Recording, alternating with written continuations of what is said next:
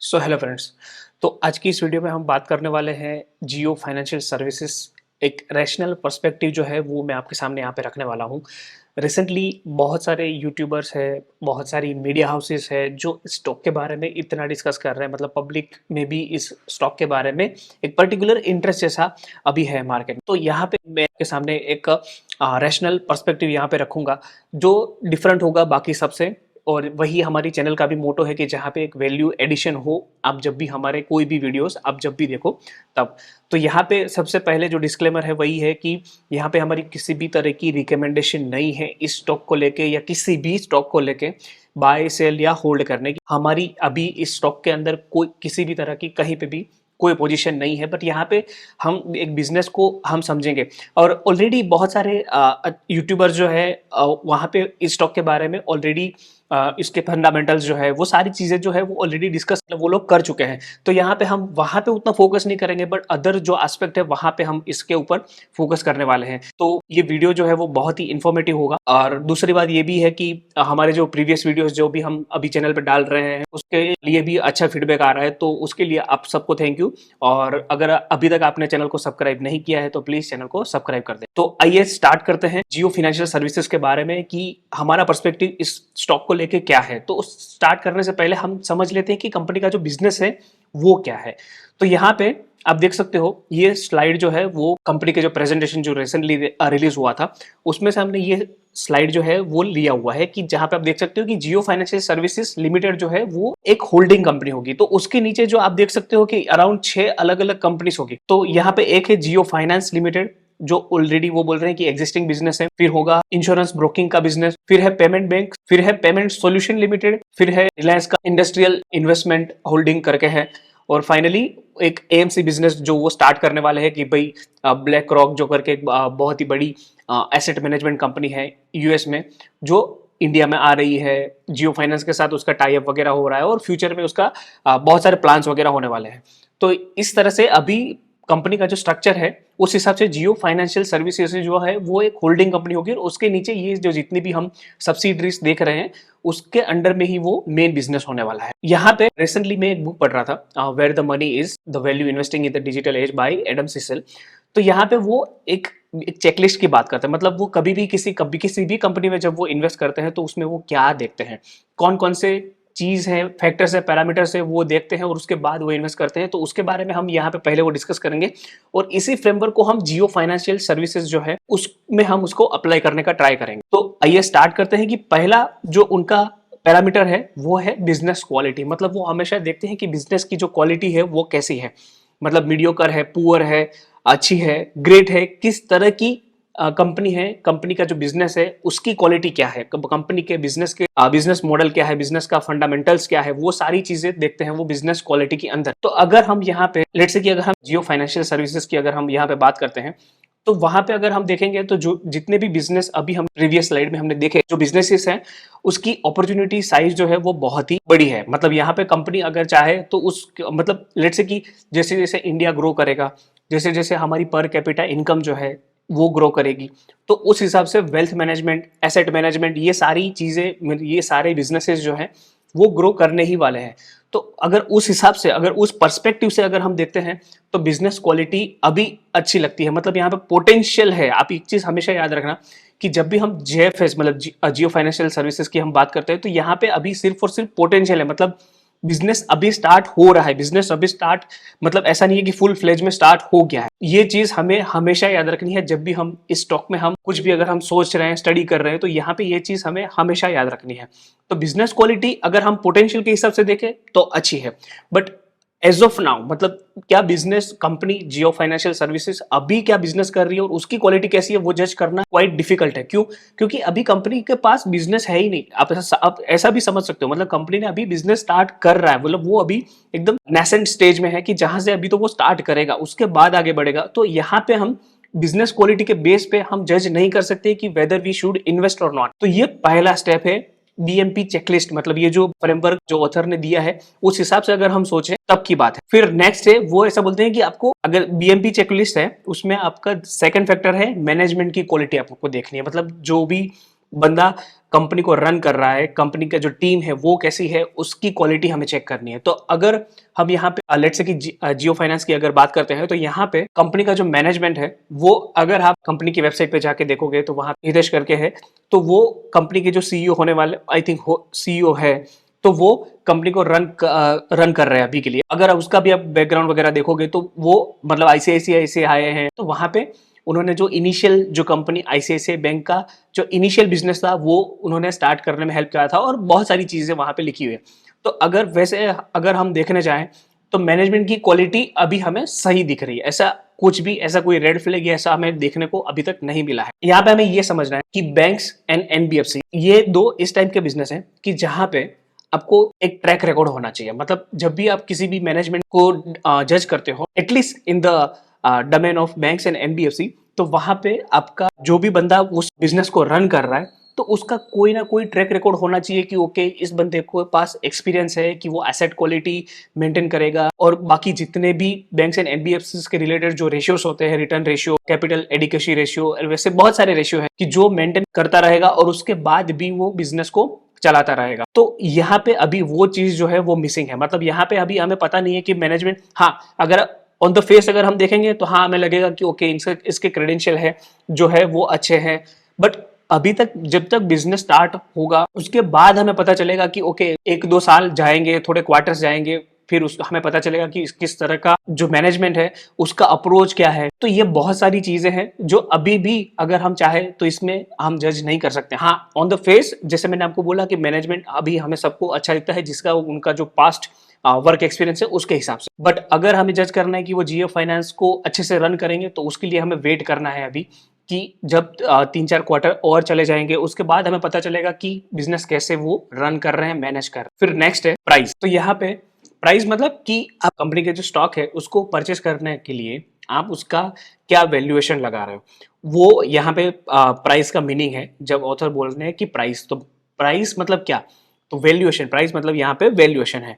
तो यहाँ पे हमें ये भी देखना है कि अभी अगर आप देखने जाओगे तो आपको अनऑप्शन आप पी रेशियो वगैरह देखेगा, बट अगर लेट्स से कि अगर आप देखने जाओगे इसको जियो फाइनेंशियल सर्विसेज को, अगर प्राइस टू बुक पे अगर आप देखने जाओगे तो आपको पता चलेगा कि वो समवेयर अराउंड उसकी जो बुक वैल्यू अभी है उसी के आसपास वो ट्रेड कर रहा है। मतलब यहाँ से ऐसा पॉसिबल है कि डाउन साइड जो है वो क्वाइट प्रोटेक्टेड है, बट यहाँ पे हमें ये भी समझना है कि उसकी जो बुक वैल्यू है वो मेनली उसके जो रिलायंस के जो उसके उनके पास शेयर्स है उसकी वजह से बुक वैल्यू जो है वो हमें ज्यादा दिख रही है। जब वो लिक्विडेट होगा, रिलायंस के शेयर्स जो है वो लिक्विडेट होंगे, तब जाके कंपनी के पास वो कैपिटल आएगा और वो कैपिटल को वो अपने बिजनेस में लगा पाएंगे। तो वो हमें देखना होगा कि फ्यूचर में मैनेजमेंट क्या डिसाइड करता है, तो ये चीज अभी हमेशा देखना है। तो प्राइस अभी अगर आप देखने जाओगे प्राइस टू बुक के हिसाब से, तो अभी आपको 1 टाइम प्राइस टू बुक के आसपास मिल रहा है। बट यहाँ पे मैंने देखा है कि वो लोग ये भी बात करते हैं कि बजाज फाइनेंस जो है वो 7 to 8 time price to book पे ट्रेड करता है, चोला और वगैरह दूसरे भी जो है एनबीएफसी है तो वो कुछ 4 to 5 time price to book के अराउंड वो ट्रेड करते हैं।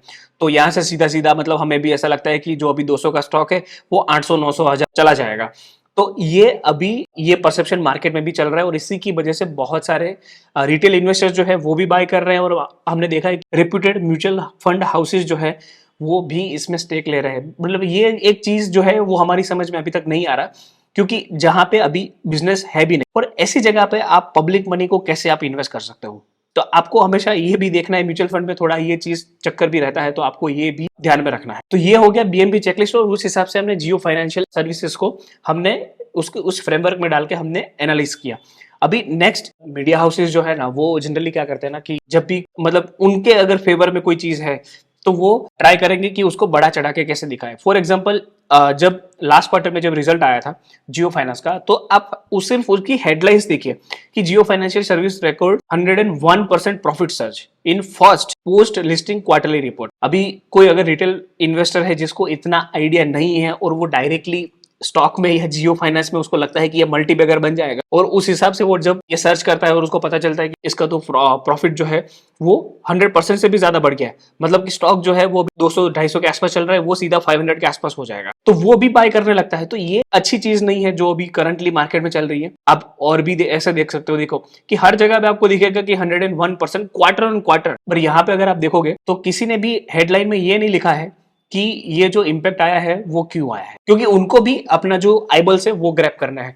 तो अगर आप उसकी जो प्रेजेंटेशन आया था कंपनी का क्वार्टरली, अगर आप वहां पे जाके देखोगे तो वहां पे भी उन्होंने लिखा है कि यस, और वो टेक्निकली राइट भी है, ऐसा कुछ नहीं है कि उसमें गलत है। बट आप अगर देखोगे तो जो 101% इंक्रीज हुआ है वो क्यों हुआ है, वो इसीलिए हुआ है क्योंकि उनको डिविडेंड आया है 371 करोड़ का। मतलब फर्स्ट क्वार्टर में 332 करोड़ का प्रॉफिट था, और उसके बाद उसके नेक्स्ट क्वार्टर में, मतलब लास्ट क्वार्टर में, कुछ समवेयर अराउंड 668 करोड़ का प्रॉफिट आया है। तो वो जंप क्यों आया है, तो वो जंप मेनली इसी से आया है कि उनका डिविडेंड आया। अभी डिविडेंड आना वो उनका कोर बिजनेस नहीं है, ये चीज हमें यहां से समझना है। अभी बिजनेस स्टार्ट हो रहा है, मतलब यहाँ पे अभी प्रोमिस है, पोटेंशियल है, बट डिविडेंड के बेस पे आप ऐसा नहीं जता सकते कि भाई ये हम बिजनेस करके ये जो 668 करोड़ जो है वो हमने बिजनेस करके कमाया। नहीं नहीं, ऐसा नहीं है। उनके पास जो शेयर्स पड़े हैं, जैसे हमने पहले भी बोला कि जो कंपनी के पास शेयर्स पड़े हैं वो रिलायंस तो रिलायंस की अदर सब्सिडीज के, और वहां से जो डिविडेंड आया है उसकी वजह से आपको 101% इंक्रीज दिख रहा है। मतलब यहाँ पे बिजनेस की वजह से नहीं दिख रहा है।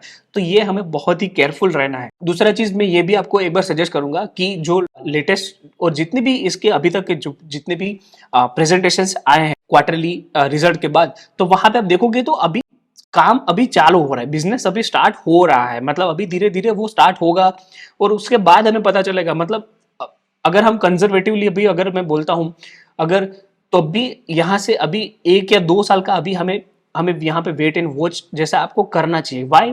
क्योंकि अभी तक आपको पता ही नहीं है कि बिजनेस में क्या हो रहा है और किस तरह का रिजल्ट होगा। बैंक्स एंड एनबीएफसी में हमेशा ट्रैक रिकॉर्ड जरूरी है और उसी के बाद आपको इन्वेस्ट करना चाहिए, भले ही आपको भाव क्लैरिटी के क्यों ना देने पड़े। बट यहाँ पे आपको थोड़ा वेट एंड वॉच हमेशा करना चाहिए, इतना एक्सेस ऑप्टिमिज्म नहीं होना चाहिए। आपको पता है कि ये नंबर क्या है? ये है number of shareholders in Jio financial services as of September 2023। मतलब आप देख सकते हो कि close to 40 lakh people have invested their money in Jio financial services in their capacities. ये अगर आप कंपेयर करने भी जाओगे तो ये रिलायंस जो इसकी जो पेरेंट कंपनी है उसमें भी इतने शेयर होल्डर नहीं है। दूसरी बहुत सारी कंपनीज में मैंने जाके देखा है तो वहां पे भी इतने सारे जो शेयर होल्डर्स हैं वो नहीं है। मतलब ये क्या दिखाता है, ये नंबर हमें क्या दिखाता है कि एक चीज ये है कि इस कंपनी में जो इन्वेस्टर्स हैं उनका ऑप्टिमिज्म बहुत ज्यादा है। मतलब एक्सेस ऑप्टिमिज्म हम बोल सकते हैं यहाँ पे। इतने मतलब सबको लगता है कि भाई ये स्टॉक जो है वो हमारी नैया पार लगा देगा। मतलब ये स्टॉक मल्टीबैगर हो जाएगा, यहाँ से 1000 रुपए का हो जाएगा कल, तो इसको परचेस करने लगो। और इसी चक्कर में बहुत सारे रिटेल इन्वेस्टर्स में इसमें ऑलरेडी पैसे लगा चुके हैं। हमें ये बहुत ही अच्छी तरह से ये समझना है कि ये इतना आसान नहीं है स्टॉक मार्केट से पैसे को कमाना। तो यहाँ पे मैं और कुछ नहीं बोलूंगा, बट यही इसीलिए हमने इस वीडियो का नाम भी हमने इसीलिए वही रखा है कि एक रैशनल पर्सपेक्टिव क्या है, क्योंकि मार्केट अभी इस स्टॉक को लेकर थोड़ा इरेशनल हो चुका है। At least in the terms of number of share holders भी आप देखोगे तो वहां पे भी आप देख सकते हो कि डायरेक्टली 40 लाख शेयर होल्डर किसी भी कंपनी में अगर आते हैं तो फिर नया बायर भी कहां से आएगा, तो ये भी हमें देखना है। फिर ऐसा नहीं है कि हम सिर्फ नेगेटिव्स के बारे में बात कर रहे हैं, बट यहाँ पे हम एक रैशनल पर्सपेक्टिव आपके सामने रख रहे हैं, तो वो आप प्लीज माइंड में रखना। अगर हम पॉजिटिव्स के बारे में बात करें तो हाँ, कंपनी का जो पेरेंट कंपनी है रिलायंस वो बहुत ही स्ट्रॉन्ग पेरेंट है। कंपनी के जो कैश फ्लोस जो है वो भी बहुत ही स्ट्रॉन्ग है, और किसी भी एनबीएफसी के लिए जो उसका पेरेंट है वो अगर स्ट्रॉन्ग है तो पॉसिबिलिटी है, चांसेस है कि वो एनबीएफसी जो है वो फेल नहीं होगी और वो फ्यूचर में अच्छा कर लेगी। तो ये एक पॉजिटिव है कंपनी को लेके, स्ट्रॉन्ग पेरेंट है। दूसरा है ट्रस्ट। ऑब्वियसली जब हम रिलायंस की बात करते हैं तो जो उनके प्रमोटर्स हैं, किसी भी बंदे से अगर आप बात करोगे तो उनको एक पर्टिकुलर ट्रस्ट फैक्टर वहां पे जो है वो जियो को है या रिलायंस को लेके रहता है। तो एक ट्रस्ट फैक्टर जो है जियो ब्रांड जो उन्होंने डेवलप की है उसकी वजह से ये एक ट्रस्ट फैक्टर वहां पे रहता है, तो वो भी एक पॉजिटिव है कंपनी के लिए। फिर नेक्स्ट है जैसे गुड मैनेजमेंट है। जैसे हमने बोला कि अब अगर आप उसकी क्रेडेंशियल वगैरह देखोगे तो यस, जो मैनेजमेंट है वो अच्छा है। फिर नेक्स्ट है कि लार्ज इंडस्ट्री अपॉर्चुनिटी। मतलब यहाँ पे जैसे हमने बात किया कि वो जिस जिस बिजनेस में भी है तो वो जैसे जैसे इंडिया ग्रो करेगा, पर कैपिटा इनकम इंक्रीज होती जाएगी, तो वैसे वैसे उनकी जो प्रोडक्ट्स आएगी तो उसमें भी कंपनी का जो अपॉर्चुनिटी साइज है वो बहुत ही ज्यादा है।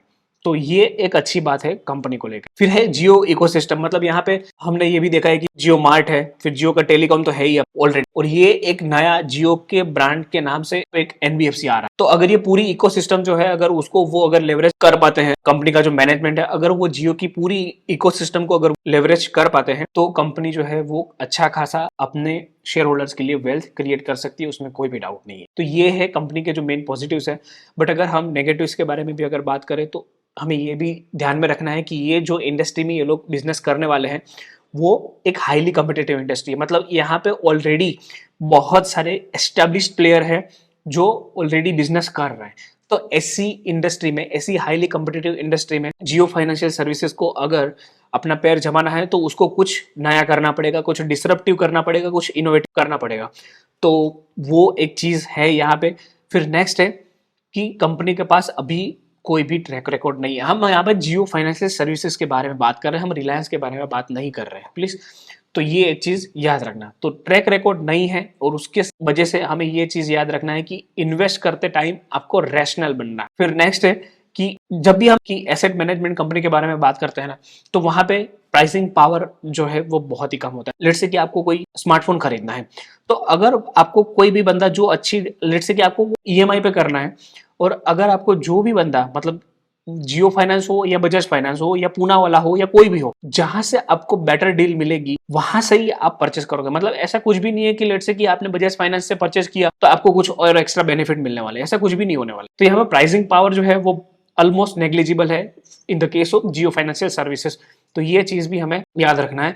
और फाइनली जैसे हमने ऑलरेडी ये पॉइंट जो है वो हमने बोल दिया कि एक्सेस ऑप्टिमिज्म इस स्टॉक के अंदर आ चुका है, तो यहाँ से हमें केयरफुल रहना है। और फाइनली अगर हम कंक्लूड करने की तरफ अगर हम पहुंचे कि हाइप जो है वो जस्टिफाइड है या नहीं, तो यहाँ पे अश्वथ दामोदरन करके एक जो प्रोफेसर है एनवाई स्टर्न में जो फाइनेंस सिखाते हैं, तो उनका एक कोट है, बहुत ही अच्छा कोट है कि numbers and narratives have to match. मतलब अभी क्या है मार्केट में जियो फाइनेंस स्टॉक को लेके कि नैरेटिव्स जो है वो बहुत ही ज्यादा चल रहा है, नंबर्स अभी तक आए नहीं है। कि कंपनी जैसे जैसे पोस्ट करती जाएगी प्रॉफिट्स वगैरह, राइट, मतलब डिविडेंड से नहीं, ऑब्वियसली उनके जो कोर ऑपरेशन है उनसे, तब हमें पता चलेगा कि जो मार्केट में जो स्टोरीज है वो जो है वो मैच कर रही है कि नहीं कंपनी के नंबर्स के साथ। कंपनी का जो मैनेजमेंट है वो जो बोल रहा है, वो गाइडेंस दे रहा है, क्या वो सब मैनेज हो रहा है, क्या numbers and narratives have to match, that is why. तो ये हमेशा हमें याद रखना है जब भी आपको ऐसे स्टॉक में आप इन्वेस्ट करते हो। तो बस यही था मेन वीडियो में, हमें एक रैशनल पर्सपेक्टिव जो था वो हमें आपके सामने लाना था। तो that was all from our side, और आई होप कि वीडियो आपको अच्छा लगा होगा। अगर अच्छा लगा है तो प्लीज वीडियो को लाइक कर देना, शेयर कर देना और चैनल को सब्सक्राइब कर देना। Thank you.